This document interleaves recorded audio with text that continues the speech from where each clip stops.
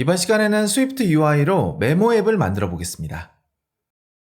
간단한 앱을 처음부터 끝까지 만들어 볼 건데 스위프트 UI에서 어떻게 앱을 만드는지 한번 경험해 보는 거라서 따라 하시면서 이해되지 않는 것들이 많을 거예요.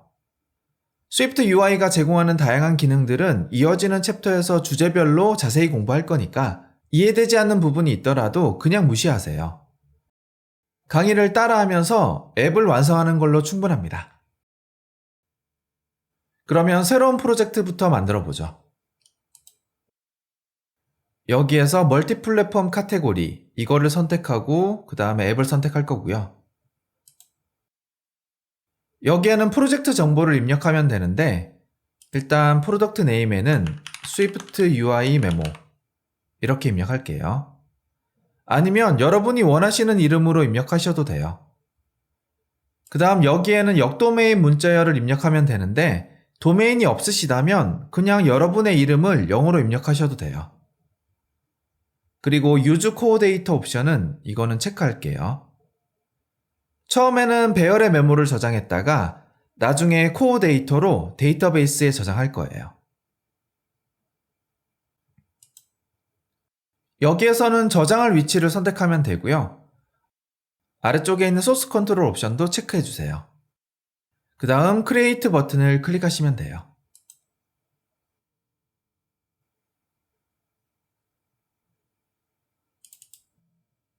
프로젝트가 만들어지면 이렇게 컨텐트 뷰 파일이 자동으로 표시되죠.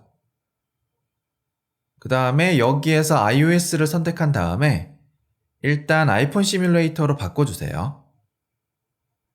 그리고 오른쪽에는 미리 보기가 표시되는데 여기에서 리준 버튼을 클릭하면 이렇게 실행한 결과를 확인할 수 있어요. 기본적인 사용법은 이전 시간에 공부했었죠. 그래서 여기에서 따로 설명하지는 않을 거고요. 본격적으로 구현하기 전에 프로젝트 구조부터 바꿀게요. 자, 먼저 여기에서 컨텐트 파일을 삭제하겠습니다. 자, 완전히 삭제해 주시고 그 다음에 새로운 뷰를 추가할게요. 여기에서는 스위프트 UI 뷰 이거를 선택하면 되고요. 이름은 메인 리스트 뷰 이렇게 할게요.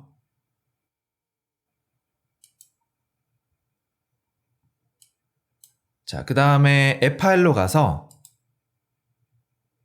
여기에서 리턴하는 뷰가 첫 번째 뷰가 되는데 방금 만든 메인 리스트 뷰를 리턴할게요. 자, 그 다음에 쉐어드 그룹 아래쪽에 새로운 그룹을 2개 추가할 거예요. 자, 첫 번째는 코어데이터 이렇게 하고요. 두 번째는 메모리 이렇게 할게요. 그 다음에 쉐어드 그룹을 보면 퍼시스턴스 파일과 이렇게 모델 파일이 있는데 2개를 모두 선택한 다음에 이렇게 코어데이터 그룹으로 이동시킬게요. 자, 프로젝트 구성은 이걸로 충분하고 여기까지 작업한 내용을 커밋할게요.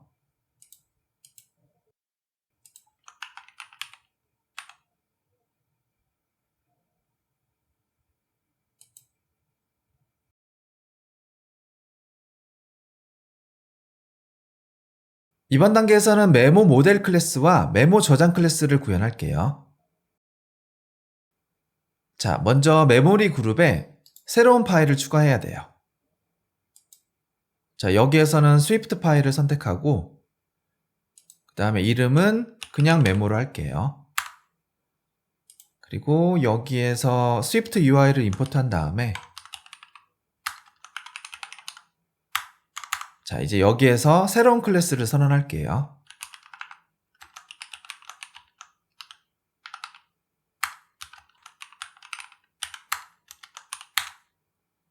여기에서는 2가지 프로토콜을 채용하고 있는데 먼저 아이덴티파이어블은 데이터를 리스트에 쉽게 바인딩하기 위해서 필요하고요. 그리고 옵저버블 오브젝트는 메모를 편집할 때 뷰를 자동으로 업데이트하기 위해서 필요한 거예요. 일단 아이덴티파이어블이 요구하는 속성은 하나인데 이거부터 추가할게요. 그 다음에 메모를 저장하는 속성을 추가할게요.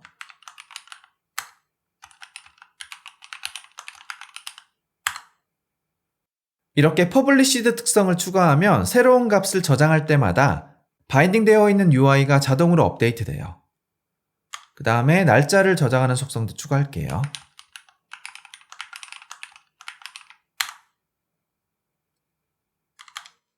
그리고 이니셜라이저가 있어야 되죠.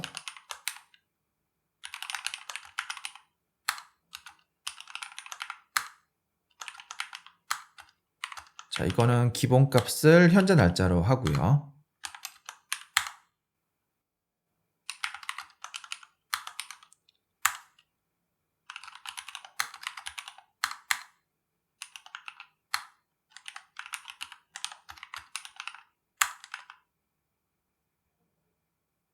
자, 이거는 여기까지고 다시 프로젝트 내비게이터로 가서 똑같이 메모리 그룹에 새로운 스위프트 파일을 추가할게요. 이번에도 스위프트 파일, 그 다음에 이름은 메모스토어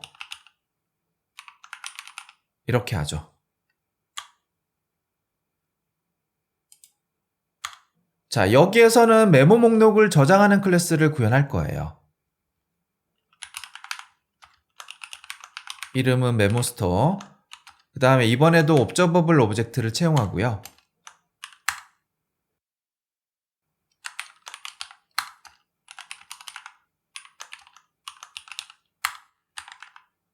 자, 이렇게 배열을 퍼블리시드 특성으로 선언하면 배열을 업데이트할 때마다 바인딩 되어 있는 뷰도 자동으로 업데이트 돼요.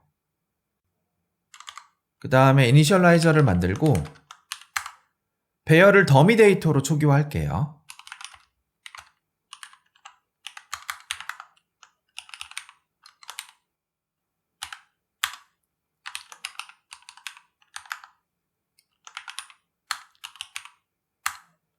자, 그 다음에 날짜를 조금씩 다르게 할 겁니다.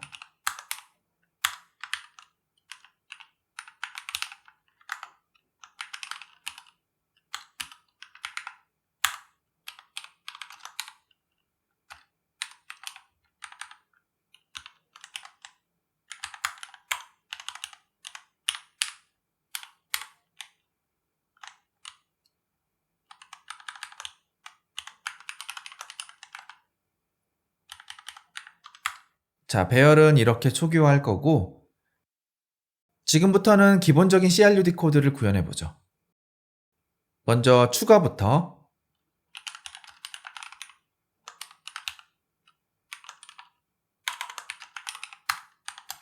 이렇게 입력한 메모를 파라미터로 받은 다음에 리스트 배열에 저장할게요.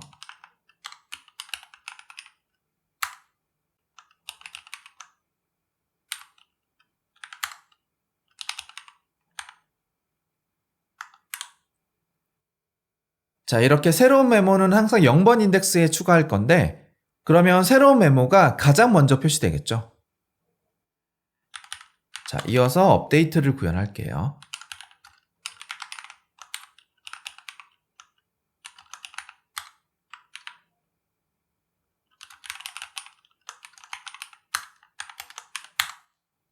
이렇게 파라미터로 메모와 편집된 내용을 받고요. 이제 여기에서 컨텐트 속성에 그대로 저장할게요. 일단 옵셔널이니까 한번 바인딩을 하고요. 그 다음에 컨텐트 속성에 바로 저장을 하겠습니다. 그 다음에 딜리트 메소드는 메모 인스턴스를 받는 버전, 그리고 인덱스 셋을 받는 버전 이렇게 하나씩 구현할게요.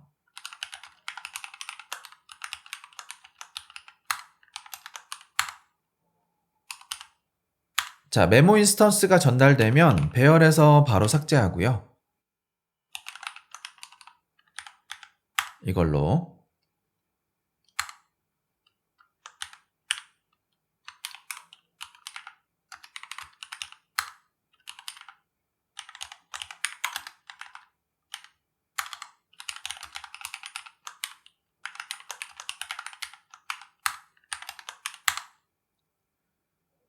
여기에서는 포인문으로 반복하면서 배열해서 삭제할게요.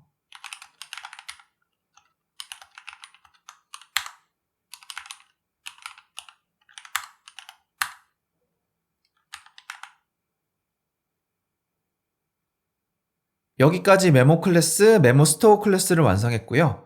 작업한 내용을 커밋할게요.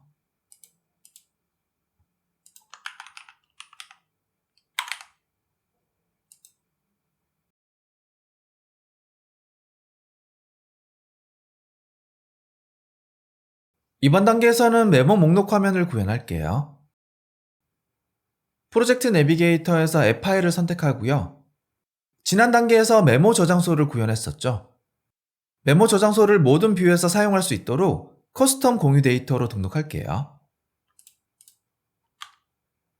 자, 여기에서 메모 저장소를 속성으로 먼저 저장하고요.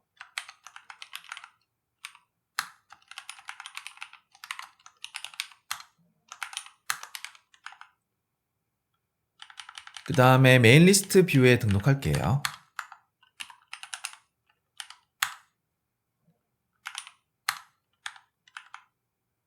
이렇게 하면 메인 리스트 뷰 그리고 이어지는 뷰에서 동일한 객체를 쉽게 사용할 수 있어요. 이번에는 메인 리스트 뷰로 갈게요. 그런 다음에 바디 위에서 속성을 추가할 건데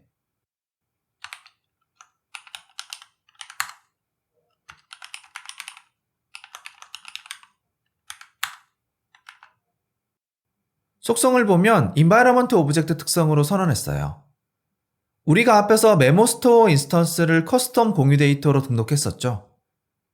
뷰가 생성되는 시점에 공유 데이터 목록을 확인하고 스토어 속성과 동일한 타입을 가진 인스턴스가 등록되어 있다면 속성을 해당 인스턴스로 자동으로 초기화해요.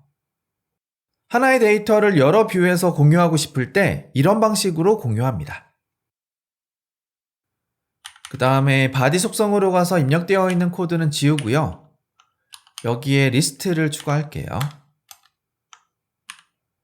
그 다음에 파라미터로 메모 스토어에 저장되어 있는 리스트 배열을 파라미터로 전달할게요.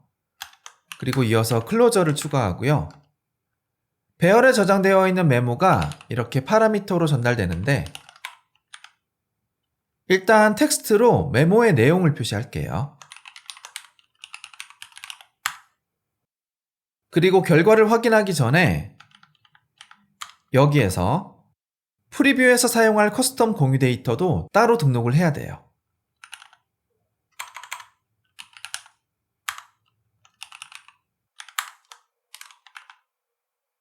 이렇게 하면 되고 이제 여기에서 결과를 확인해 보죠. 이렇게 더미 데이터로 추가한 메모가 표시되죠. 이번에는 다른 화면으로 이동할 수 있도록 내비게이션 뷰를 추가할게요. 자, 리스트에 입력 포커스를 두고 Shift Command A를 누르면 이렇게 액션 메뉴가 표시되거든요. 여기에서 마지막 인베드 메뉴를 선택하고 그러면 이렇게 일단 컨테이너에 인베드 되고요. 이거를 내비게이션 뷰로 바꿀게요. 그러면 씬 위쪽에 내비게이션 바가 추가돼요. 여기에. 근데 지금은 타이틀이 없어서 안 보이는 거고 자, 마지막으로 여기에 내비게이션 바에 타이틀을 표시할게요. 자, 리스트를 닫는 브레이스가 여기죠. 여기에 새로운 모디파이어를 추가하고요. 그리고 타이틀은 내 메모 이렇게 할게요. 제가 이거를 모디파이어라고 불렀는데 실제로 보면 메소드죠. 스위프트 UI에서는 모디파이어라고 부르는 특별한 메소드를 활용해서 필요한 속성을 바꾸거나 뷰를 조작합니다. 그리고 프리뷰를 보면 타이틀이 추가되었죠. 이어서 리스트를 표시하는 방식을 조금 더 수정할게요. 프리뷰를 보면 이렇게 메모 내용만 표시하고 있는데 메모 내용도 표시하고 날짜도 같이 표시할게요. 먼저 리스트 안에 있는 텍스트에 포커스를 두고 다시 Shift Command A 그 다음에 이번에는 여기에서 Embed in bstack 이거를 선택할게요. 그리고 텍스트 아래쪽에 새로운 텍스트를 추가하고요. 여기에는 날짜를 표시할게요.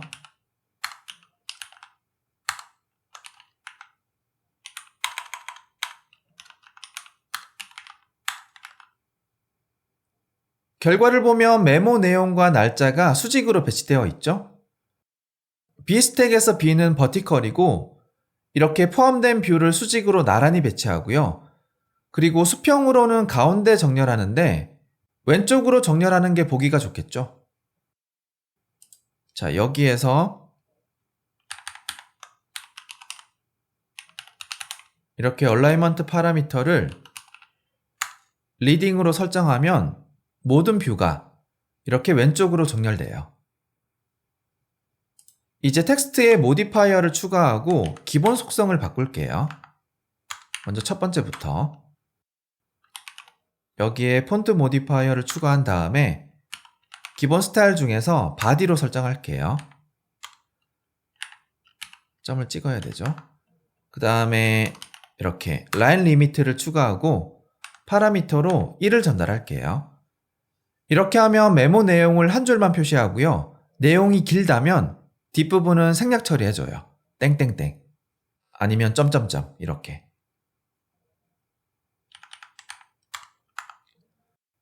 그 다음에 내용과 날짜가 스타일이 똑같은데 폰트와 컬러로 구분하는 게 좋겠죠. 일단 여기에도 폰트 모디파이어를 추가하고 이번에는 캡션 스타일로 할게요.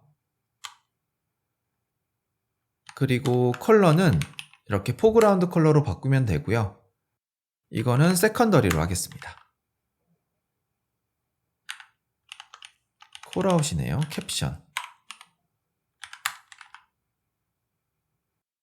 이제 이렇게 내용과 날짜가 서로 다른 스타일로 표시돼요. 마지막으로 리스트의 스타일을 플레인 스타일로 바꿀게요.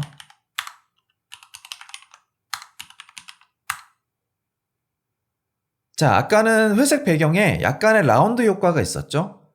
이렇게 하면 배경이 기본 컬러로 바뀌고 셀이 라운드 효과 없이 너비 전체를 채워요. 이번 단계는 여기까지고요. 작업한 내용을 커밋하고 마무리할게요.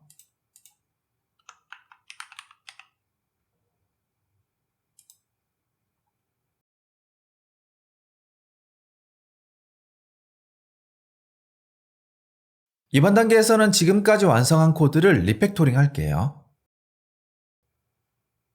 자, 지금까지 구현했던 코드를 보면 크게 복잡하지는 않죠? 그런데 UI가 조금 더 복잡해지고 다른 기능이 추가되면 코드의 가독성이 갑자기 확 떨어지거든요. 그래서 뷰는 가능하다면 잘게 쪼개는 게 좋아요. 자, 여기에서는 이 부분을 이거를 별도의 뷰로 빼는 게 좋은 거죠. 뷰를 잘게 쪼개다 보면 뷰를 구성할 때 오버헤드가 생기지 않을까 이렇게 생각할 수 있겠죠? 근데 스위프트 UI는 뷰를 효율적으로 구성하기 때문에 이런 걱정을 할 필요가 없어요. 그러면 이 부분을 별도의 뷰로 빼낼게요. 자, 입력 포커스를 V스택에 두고 Shift 커맨드 A를 누른 다음에 액션 메뉴에서 이 메뉴를 선택할게요. 그러면 이렇게 아래쪽에 별도의 구조체가 추가되고 B스택이 여기로 이동했죠? 원래 코드가 있던 부분은 이렇게 뷰를 생성하는 코드로 바뀌었어요. 자, 뷰의 이름을 메모셀로 수정할게요.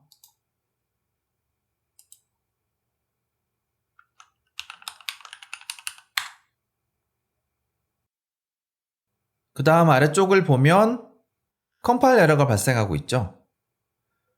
조금 전에는 여기에서 클로저로 전달되는 파라미터를 통해서 메모에 바로 접근할 수 있었는데 지금은 별도의 구조체로 분리했잖아요. 그래서 여기에 바로 접근할 수 없으니까 이렇게 컴파일이 안 되는 거죠. 그래서 여기에서 메모 셀을 만들 때 메모를 이니셜라이저로 전달해야 돼요. 메모 셀 구조체에 새로운 속성을 추가할게요.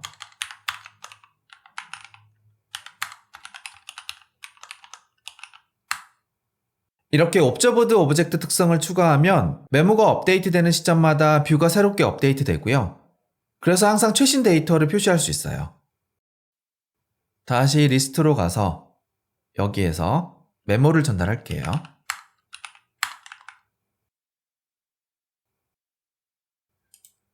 다시 프리뷰를 확인해보면 이전과 똑같은 레이아웃을 유지하고 있죠. 코드가 복잡해지면 이렇게 뷰를 분리하는 게 좋아요. 그러면 코드의 가독성이 높아지고 유지 보수에도 도움이 돼요. 그리고 이렇게 뷰를 분리했잖아요. 그러면 동일한 파일에 두는 것보다 별도의 파일로 옮기는 게 좋아요. 자, 프로젝트 내비게이터로 가서 새로운 그룹을 추가할게요. 이름은 이렇게 뷰로 하고요. 그 다음에 여기에 새로운 스위프트 UI 파일, 이 파일을 추가할게요. 이름은 뷰랑 똑같이 메모셀로 하면 되겠죠? 그리고 여기에 타깃이 체크가 빠져 있는 게 있으면 모두 다 체크를 해주시고요. 여기에 있는 구조체는 필요 없으니까 이거는 지우고요. 그 다음에 이전 파일로 가서 메모셀 구조체를 잘라내기 한 다음에 여기에 붙여넣기 할게요. 이제 프리뷰에서 발생하는 에러만 해결하고 마무리할게요. 여기에는 그냥 더미 데이터를 전달하면 돼요.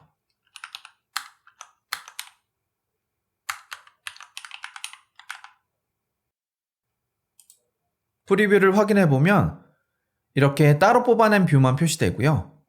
다시 이전 파일로 갈게요. 자, 코드를 분리했지만 결과는 똑같아요. 작업한 내용을 커밋하고 마무리할게요.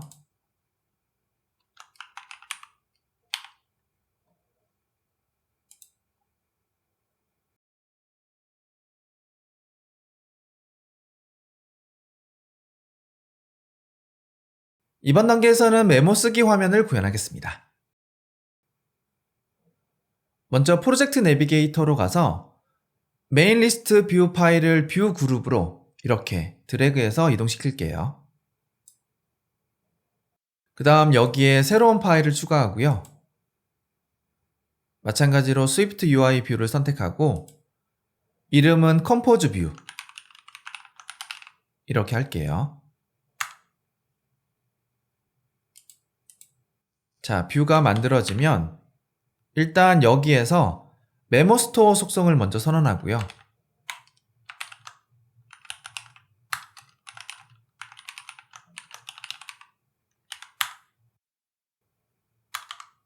그리고 입력한 텍스트를 바인딩해야 하는데 여기에 필요한 속성도 추가할게요.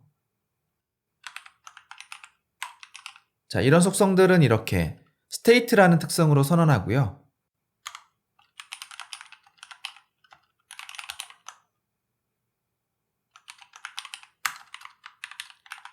이렇게 선언한 속성을 state variable 이렇게 불러요.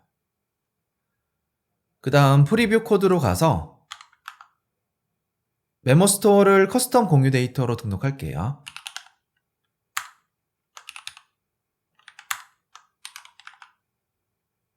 자, 여기까지 하고 일단 프리뷰를 시작한 다음에 자, 이렇게 나오죠. 이제 쓰기 화면을 구현할게요. 자, 텍스트에 입력 포커스를 두고 Shift Command A를 누른 다음에 v스택에 임베드 할게요. 여기에 있는 텍스트는 내용을 표시할 때 사용하는 거고 입력을 받지는 못하거든요. 그래서 이거는 지우고 텍스트 에디터를 추가할게요.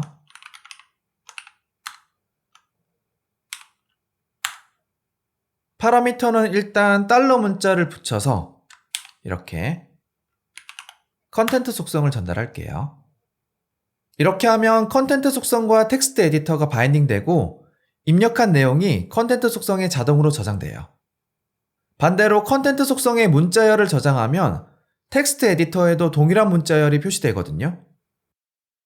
이런 방식의 바인딩을 two-way 바인딩 이렇게 부르는데 스위프트 UI에서는 이렇게 쉽게 구현할 수 있어요. 그 다음에 여기에 패딩을 추가해서 기본 여백을 추가할게요. 이어서 비스택을 내비게이션 뷰에 임베드 할 건데 이렇게 비스택에 포커스를 두고 액션 메뉴를 표시한 다음에 마지막 임베드 메뉴를 선택하고 그 다음에 이거를 내비게이션 뷰로 바꾸면 되죠. 리스트에서 했던 거랑 똑같아요. 이번에는 비스택 D에서 몇 가지 모디파이어를 추가할 겁니다. 자, 먼저 내비게이션 타이틀을 새 메모로 설정할게요.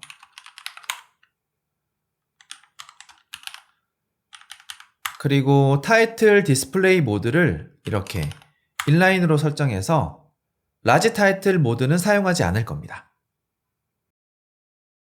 이어서 타이틀 왼쪽에 취소 버튼, 오른쪽에 저장 버튼을 추가할게요. 내비게이션 바에 버튼을 추가할 때는 이렇게 툴바 모디파이어를 사용하면 되고요.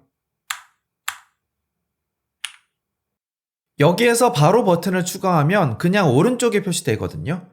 왼쪽에 표시할 거니까 이렇게 툴바 아이템 그룹을 추가하고 그 다음에 플레이스먼트에 내비게이션 바 리딩 이거를 전달할게요. 그 다음에 여기에서 버튼을 추가하면 내비게이션 바 왼쪽에 표시돼요.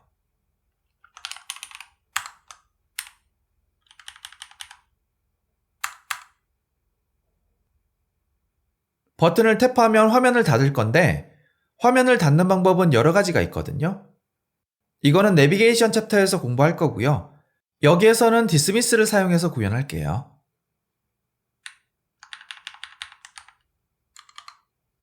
일단 바디 위에서 새로운 속성을 추가해야 되고요.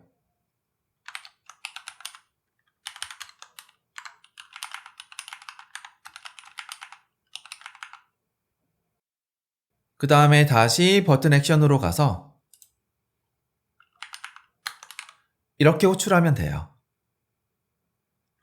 그 다음에 여기에서는 버튼의 타이틀을 리턴하면 되거든요. 취소 이렇게 할게요.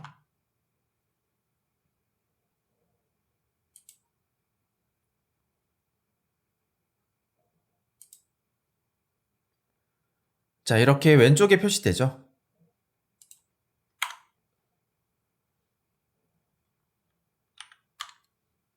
같은 방법으로 오른쪽에 저장 버튼을 추가할게요. 자, 툴바 아이템 그룹을 전체를 복사한 다음에 아래쪽에 붙여넣기 하고요. 그 다음에 이거는 트레일링으로 바꿔야겠죠? 오른쪽이니까.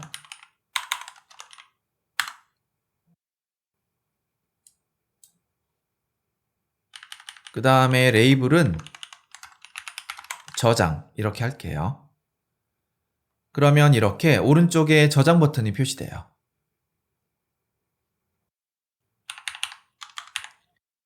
마지막으로 여기에서 저장 기능을 구현할게요. 사용자가 입력한 내용은 이 속성에 바인딩 되어 있고요. 그러면 여기에서 속성에 저장되어 있는 값을 메모 저장소에 저장하면 되겠죠?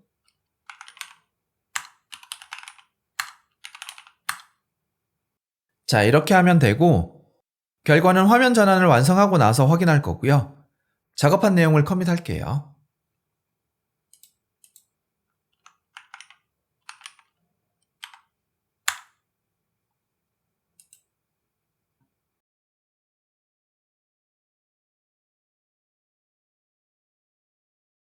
이번 단계에서는 목록에서 쓰기 화면으로 이동하는 화면 전환을 구현하겠습니다. 먼저 메인 리스트 뷰로 가서 바디 위에 새로운 스테이트 베리어블을 추가할게요.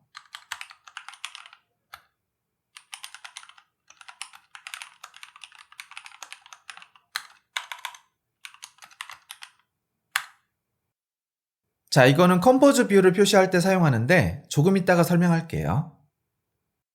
이어서 내비게이션 바에 플러스 버튼을 추가할 거예요. 자, 내비게이션 타이틀 뒤에 새로운 모디파이어를 추가하고 툴바로 하면 되죠. 자, 여기에 버튼을 추가할게요. 이전에는 툴바 아이템 그룹에 임베드 했었는데 지금은 오른쪽에만 표시할 거니까 바로 추가해도 돼요.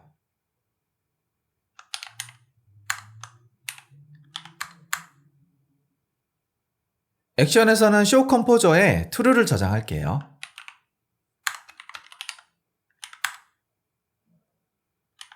그 다음 여기에서는 SF 심볼 중에서 플러스 이미지를 리턴할게요.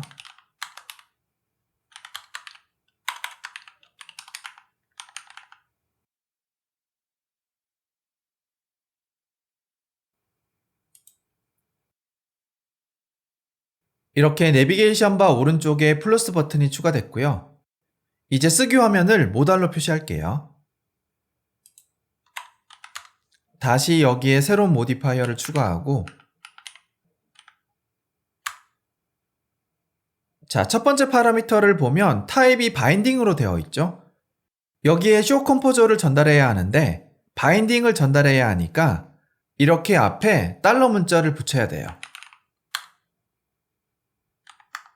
그 다음에 여기에서 컴포즈 뷰를 리턴할게요. 여기에서 플러스 버튼을 탭하면 이 클로저가 실행되거든요. 그러면 쇼 컴포저가 true로 바뀌죠. 시트 모디파이어는 바인딩한 속성에 true가 저장되면 여기에 있는 클로저를 실행하고 클로저에서 리턴한 뷰를 모달 방식으로 표시해줘요. 라이브 프리뷰에서 한번 확인해보죠. 자, 플러스 버튼을 탭하면 이렇게 컴포즈 뷰가 카드 모달로 표시되죠. 취소를 탭하면 화면이 닫히고요. 다시 플러스를 탭하면 이번에는 표시가 안 되거든요. 근데 이거는 엑스코드 버그고요. 라이브 프리뷰를 중지한 다음에 다시 한번 실행하면 돼요. 아니면 시뮬레이터에서 실행해도 되고요. 자, 이제 여기를 탭하면 이렇게 입력할 수 있게 되죠. 뭔가를 입력하고 저장 버튼을 탭하면 쓰기 화면은 사라지고요. 방금 추가한 메모가 여기에 표시되죠. 지금까지 화면 이동과 저장 기능까지 완성했어요. 그러면 이번 단계는 여기에서 마무리할게요.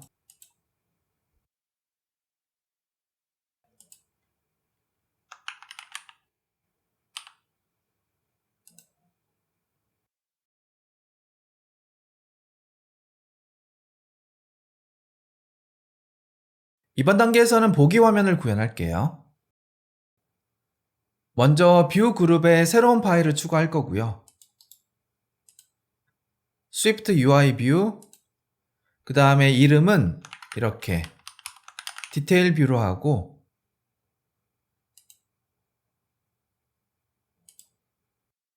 자, 여기에서는 목록에서 선택한 메모를 받아야 하거든요. 그래서 메모를 저장하는 속성부터 추가할게요.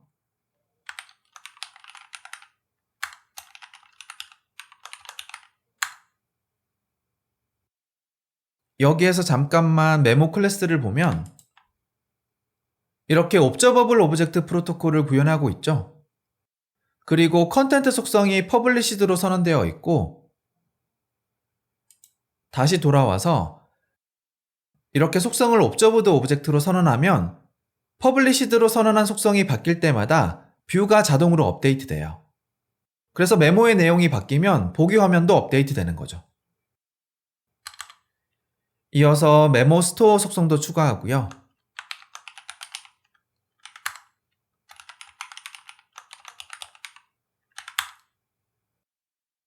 그리고 여기까지 하면 프리뷰에서 컴파일 에러가 발생하거든요. 여기에는 에러가 발생하지 않도록 그냥 더미 메모를 전달할게요.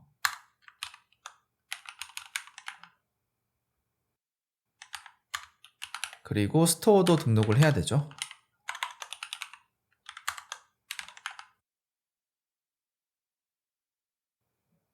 이제 여기에서 UI를 구현해보죠. 일단 텍스트는 지우고 b스택을 추가할게요. 그런 다음에 b스택 안에 이렇게 스크롤 뷰를 추가하고요. 스크롤 뷰 안에 다시 b스택을 추가할게요. 이제 여기에 포함된 내용이 화면을 벗어나면 자동으로 스크롤 될 거고, 지금처럼 방향을 따로 지정하지 않으면 그냥 수직으로 스크롤 돼요. 이어서 텍스트로 메모 내용을 표시할게요. 그 다음에 기본 여백도 추가하고요. 아래쪽에 새로운 텍스트를 추가하고 이번에는 날짜를 표시할게요.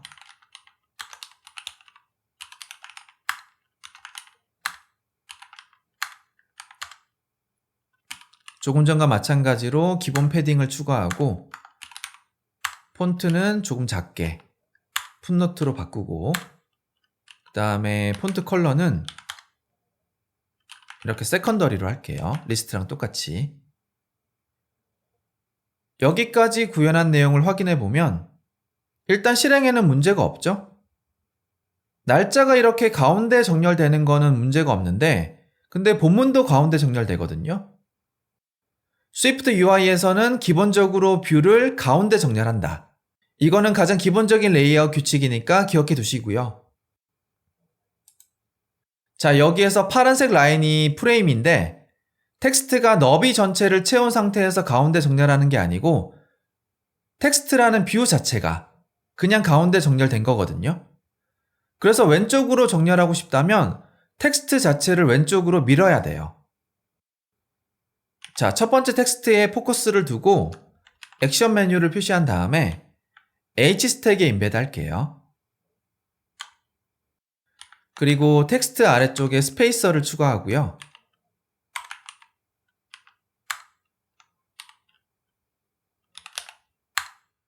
그 다음에 최소 길이는 0으로 할게요. 다시 프리뷰를 보면 이렇게 왼쪽으로 이동했어요. 이제 목록으로 가서 메모를 선택하면 방금 만들었던 화면을 표시할게요. 이전 단계에서 쓰기 화면을 모달로 표시할 때는 이렇게 시트 모디파이어를 사용했는데 보기 화면은 오른쪽에서 왼쪽으로 슬라이드 되는 푸시로 표시할 거거든요. 그래서 이렇게 하려면 시트가 아니라 내비게이션 링크를 사용해야 하고요. 내비게이션 링크는 내비게이션 뷰에서 사용하는 특별한 뷰고 버튼처럼 탭할 수도 있고 이거를 탭하면 새로운 화면을 푸시 방식으로 표시해줘요. 자, 여기에서 메모 셀을 만들고 있죠? 위에서 내비게이션 링크를 추가할게요.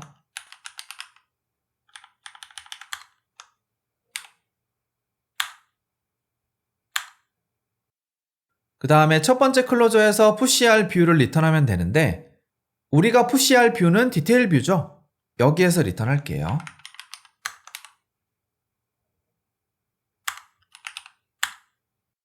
그리고 메모는 이렇게 클로저로 전달되는 메모를 그대로 이니셜라이저로 전달하면 돼요.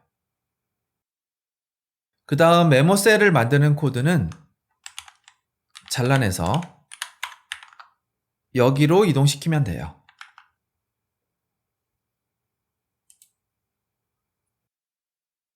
내비게이션 링크에 임베드하면 이렇게 디스클로저 인디케이터가 자동으로 표시되고요. 여기에서 메모를 선택하면 이렇게 디테일 뷰가 표시되고 여기에 메모의 내용과 날짜가 표시돼요. 그리고 여기에서 백 버튼을 탭하면 이렇게 이전 화면으로 돌아가죠. 다시 메모를 선택하고 지금 여기가 비어 있거든요. 여기는 타이틀이 표시되는 데죠. 자, 디테일 뷰로 가서 내비게이션 타이틀을 표시할게요. 자, B스택이 끝나는 브레이스가 여기고요. 여기에 모디파이어를 추가할게요. 타이틀은 메모 보기 이렇게 하죠. 그리고 라지 타이틀 모드는 사용하지 않을 거니까 이거를 이렇게 인라인으로 바꿀게요. 다시 목록에서 메모를 선택하면 이렇게 내비게이션 바에 타이틀이 표시되고요. 리스트랑 다르게 약간 작죠? 이렇게 인라인 스타일로 표시돼요. 돌아가면 다시 라지 타이틀로 표시되고요. 자, 작업한 내용을 커밋하고 마무리할게요.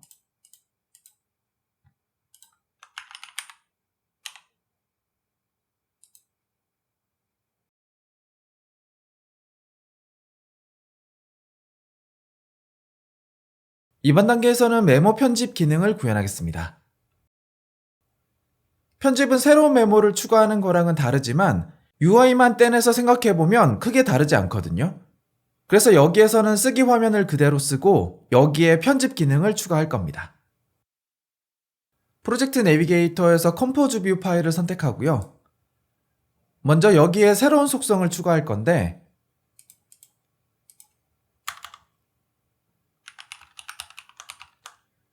이렇게 타입은 옵셔널 메모로 하고 기본값은 nil로 선언할게요.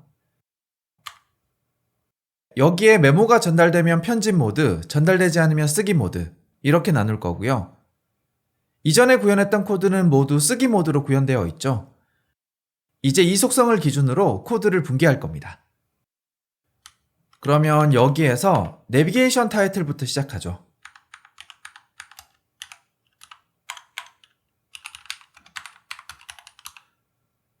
메모가 전달되면 메모 편집, 그렇지 않으면 새 메모 이렇게 할게요. 그 다음에 취소 버튼은 편집이든 쓰기든 똑같거든요. 그냥 화면을 닫으면 되니까 이거는 따로 할 게 없고요. 근데 저장은 다르죠?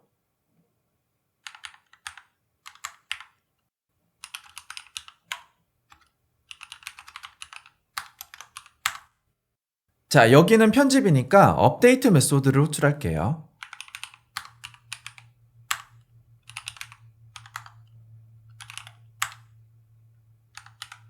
그 다음에 else 블록을 추가하고 여기는 쓰기니까 여기에 있는 insert 코드를 잘라낸 다음에 여기에 붙여넣기 하면 되겠죠.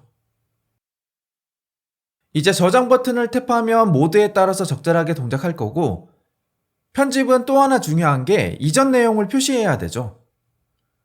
자, 올라가서 텍스트 에디터 뒤에 on appear를 추가할게요. 화면이 표시되는 시점에 초기화 코드를 구현하고 싶다면 여기에서 구현하면 되고요. 메모가 전달되었다면 편집할 내용을 표시할게요.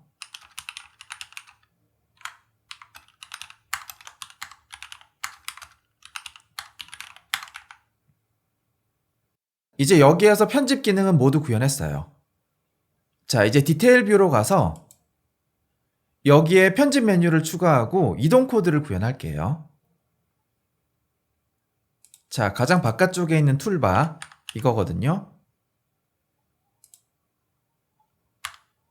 여기에 툴바를 추가하고요. 그 다음에 툴바 아이템 그룹도 추가한 다음에 여기에서 플레이스먼트를 이렇게 바텀 바로 전달할게요. 그러면 아래쪽이 표시될 거고요. 그 다음에 이 안에서 새로운 버튼을 추가하고요. 일단 액션은 비워두고 레이블부터 리턴할게요.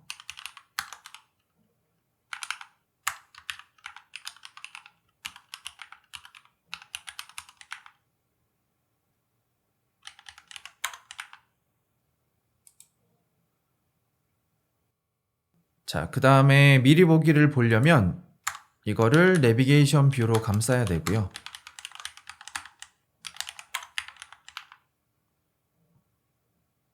자, 이렇게 버튼이 아래쪽에 표시되죠.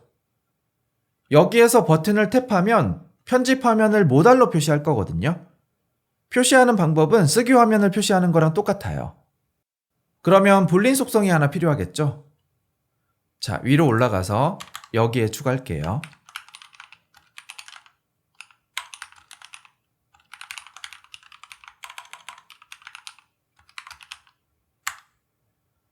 그 다음에 다시 내려와서 여기에서 방금 추가한 속성에 true를 저장하면 되죠. 그리고 툴바 뒤에 sheet modifier를 추가할게요. 첫 번째 파라미터에는 show composer를 이렇게 바인딩으로 전달하면 되고요. 여기에서는 컴포즈 뷰를 리턴할 건데 이거는 편집이잖아요. 그래서 이니셜라이저로 이렇게 메모를 전달해야 돼요.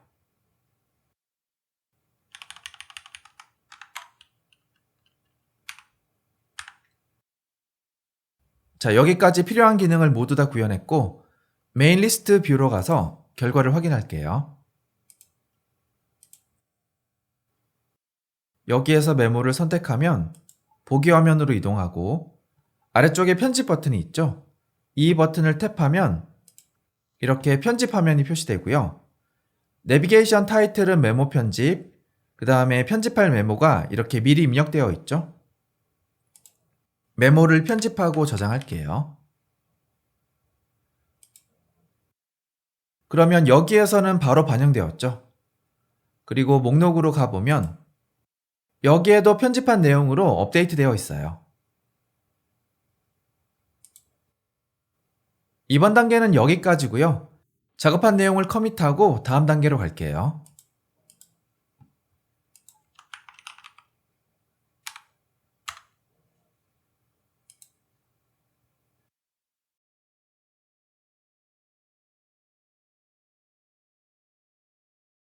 이번 단계에서는 삭제 기능을 구현할게요. 삭제는 목록과 보기에서 모두 구현해야 하는데 목록에서는 swipe to delete로 구현할 거고요. 보기에서는 삭제 버튼을 추가해서 구현할게요. 자, 목록 화면에서 여기를 보면 리스트를 통해서 목록을 출력하고 있죠. 삭제 기능을 추가하려면 포이치가 필요하고요. 포이치를 리스트에 감싸야 돼요. 자, 포이치라고 하면 스위프트가 제공하는 메소드가 있는데 스위프트 UI가 제공하는 포이치는 이름만 똑같은 거고요. 배열을 반복하면서 뷰를 표시해주는 특별한 뷰예요. 완전히 다른 거지만 반복이라는 컨셉은 똑같아요. 자, 여기에서 리스트를 포이치로 바꿀게요.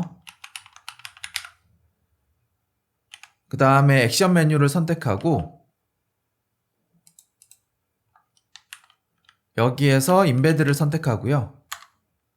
그 다음에 이거를 리스트로 바꿀게요. 그 다음에 포이치 뒤쪽에 추가되어 있는 모디파이어를 이거를 모두 잘라내서 그 다음에 한 단계 위에 여기에 붙여넣기 할게요. 리스트에서 삭제 기능을 구현할 때는 onDelete 모디파이어를 사용하는데 추가하는 위치가 중요하거든요. 리스트 뒤에 추가하는 게 아니라 포이치에 추가해야 돼요. 자, 여기가 아니라 여기인 거죠. 자, 여기에서 추가할게요.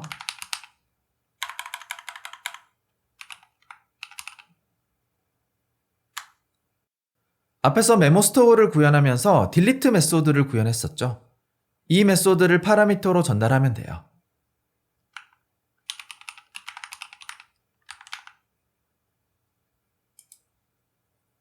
자, 셀을 왼쪽으로 스와이프하면 이렇게 삭제 버튼이 표시되죠. 이거를 탭하면 이렇게 메모가 삭제돼요. 목록에서 삭제하는 기능을 완성했는데 생각보다 간단하죠? 자, 이번에는 디테일 뷰로 갈게요. 이전 단계에서 여기에 편집 버튼을 추가했었고요. 편집 버튼 앞에 삭제 버튼을 추가할게요.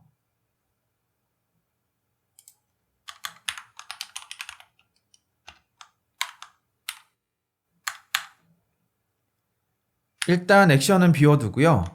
그 다음에 여기에서는 쓰레기통 이미지를 리턴할게요.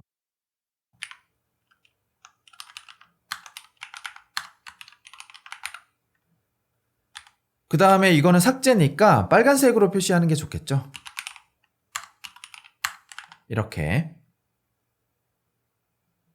그러면 왼쪽에 삭제 버튼이 추가됐고 빨간색으로 표시되고 있어요.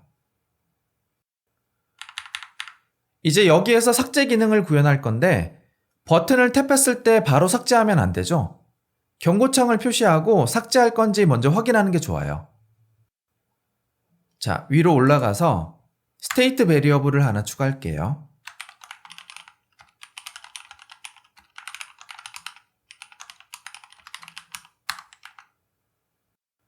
다시 내려와서 여기에서는 속성에 true를 저장하고요.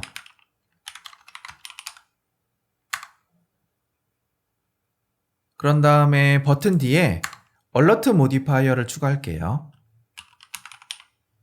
이거는 버전이 되게 많은데 title is presented, 그 다음에 actions, 메시지가 있는 거, 이거를 선택하고요. 자, 첫 번째 파라미터에는 경고창의 제목을 전달하는데 삭제 확인 이렇게 할게요. 그 다음에 두 번째 파라미터는 바인딩이죠. 방금 추가한 속성을 바인딩으로 전달할게요. 속성에 true가 저장되면 경고창이 표시되고요. false가 저장되면 경고창이 사라져요. 그 다음 여기에서는 경고창에 표시할 버튼을 리턴하면 되는데 삭제 버튼 그리고 취소 버튼을 리턴할게요.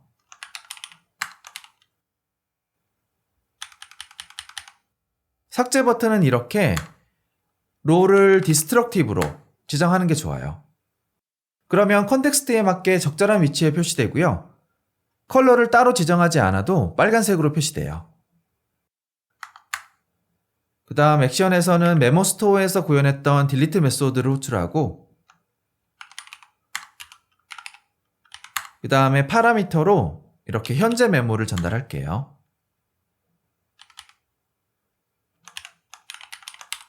레이블은 그냥 삭제로 하면 되고요. 그 다음에 취소 버튼은 자동으로 추가되거든요. 그래서 우리가 직접 추가할 필요가 없고 그 다음에 마지막 이 클로저에서 경고창에 표시할 메시지를 리턴할게요.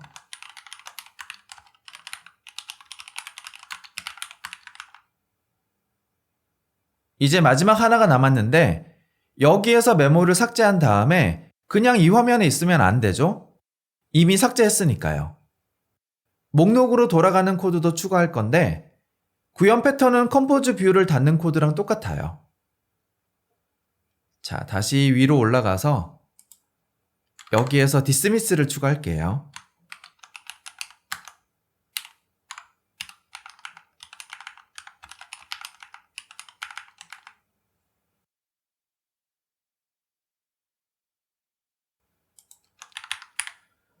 그리고 딜리트를 호출하는 코드 바로 뒤에서 디스미스를 호출하면 돼요. 자, 다시 메인 리스트 뷰로 가서 결과를 한번 확인해 보죠.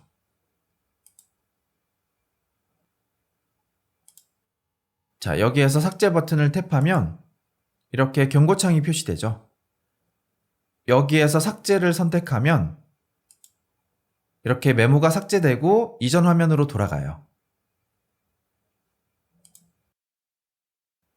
이번 단계는 여기에서 마무리하고 작업한 내용을 커밋할게요.